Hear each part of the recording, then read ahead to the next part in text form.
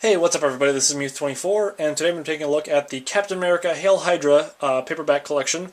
This is a collection of 5 Captain America stories that are all connected to one another, and this is one of the comics that I got at Grand Rapids Comic Con for their 5 for 20 deal, which was an absolute steal, and I figured I'd grab some Captain America because in the Marvel Cinematic Universe, he's probably my favorite Avenger, and in the comic book storyline, I've always found him really interesting, but I've never really read that much in the way of proper Captain America stories. And they had some where they were part of the ongoing series, and here's Volume 1 and 2 and 3. And while I could have gotten those, I kind of wanted to just grab something that was simple, standalone storyline, so that I could grab a bunch of everything, right? And so this is why I went with this one. Look at the cover here. I think it's really cool cover art with Captain America doing sort of this heroic pose. You got the green contrasting nicely against the red, white, and blue, and the Hydra logo there in the background. Along the spine, pretty simple, just says Captain America Hail Hydra. And then on the back, we have sort of a shot of some of the other Avengers here, and a brief description of what's going on in this comic. Based on the description on the back and the title, I was under the impression that we might have some more big-name players from Hydra, like Red Skull or Arnim Zola.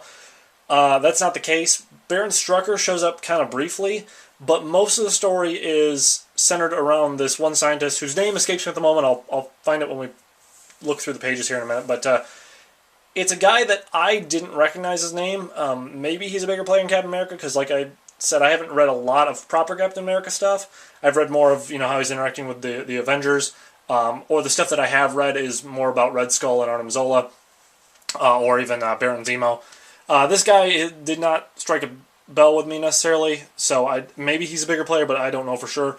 But he's not that interesting of a character as a villain, and that was kind of unfortunate. And the story, like I said, I thought it would be more about the Hydra individuals, or the image of Hydra and the higher-ups and all that.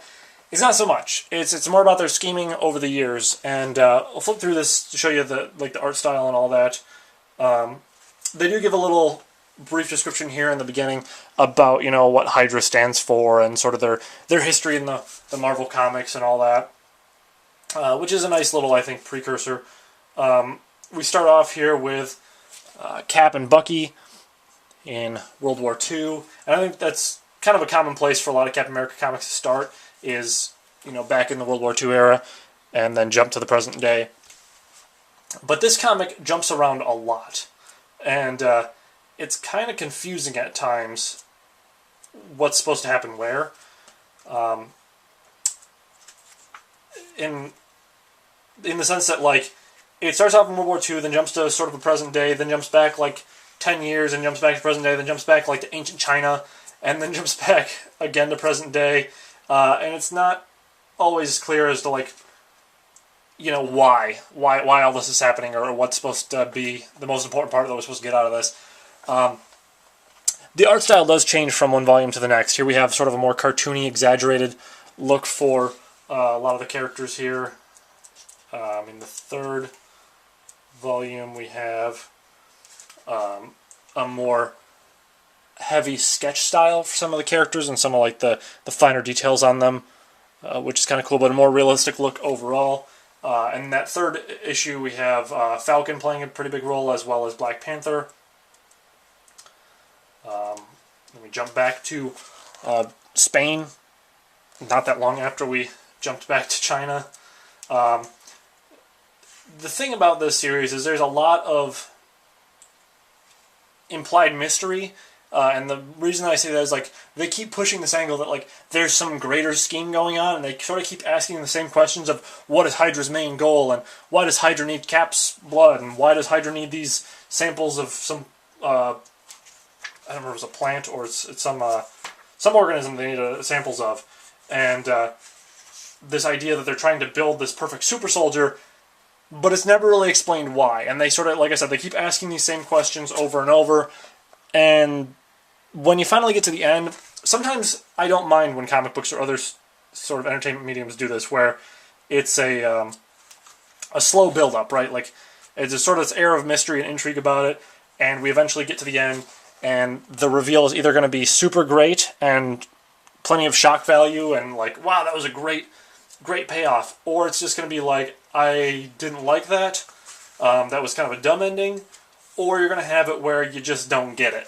There was there should have been more to be explained than there was.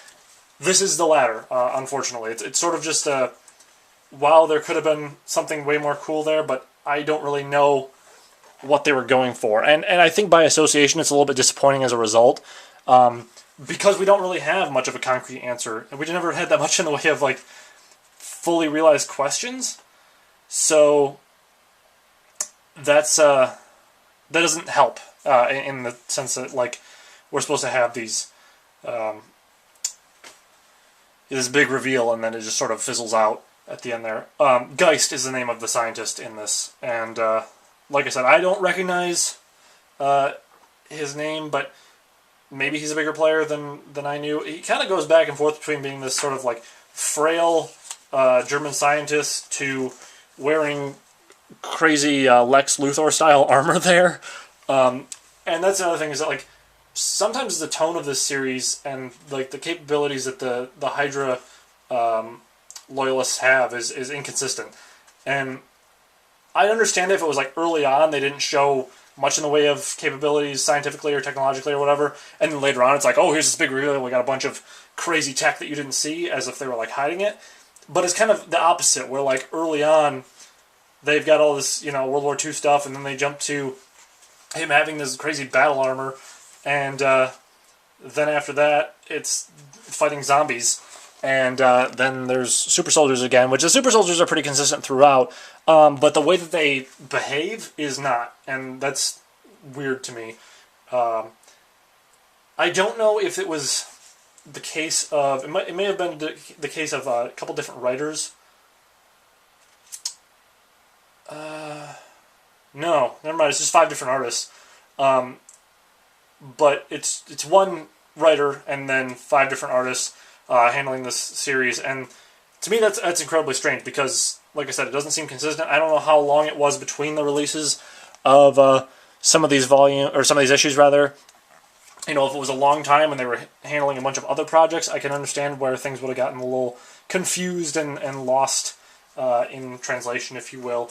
But it's not great. It's a rather disappointing payoff, I think, for this story. And even about halfway through this story, I kind of realized that this was not probably going to be one of my favorites. And so that's a little unfortunate, because I really do like Cap as a character, and I know he has some good stories out there, but this one just, for me, wasn't my favorite. It's not the worst thing I've ever read, but it's just kind of, it tries to string you along with this promise of, going to be this great reveal at the end, and then when you get there, it's just like, what was that? You can't even really fully, I don't know, dislike it or appreciate it if you were supposed to, because of the fact that it's just like, I was just left saying, like, what, that's the end, really? So, I don't know, it just, I feel like there's a lot better Captain America stories out there, and like I said, I'd like to read more of them. I know the Winter Soldier storyline, the like full collection that they put out a little while ago, is really good, and I've heard some decent things about the current ongoing Captain America stuff, but as far as this one goes, it's probably not the best representation of what Cap has to offer readers. So, unfortunately, I'm going to have to say I don't really recommend this one nearly as much as I've recommended some of the other Captain America stories, simply because the story's kind of not that focused, or it's focused on all the wrong things, rather. Like, if it had slowly been building up the plot and giving some more and more information, that'd be great, but it just gives us the same information over and over, and expects us to be like, wow, that's amazing, and obviously that's not going to happen if you're just feeding the same thing within every single issue here, and then the payoff's just, kind of a flop. So, that's unfortunately my review of this graphic novel, but with that, I will see you guys next time.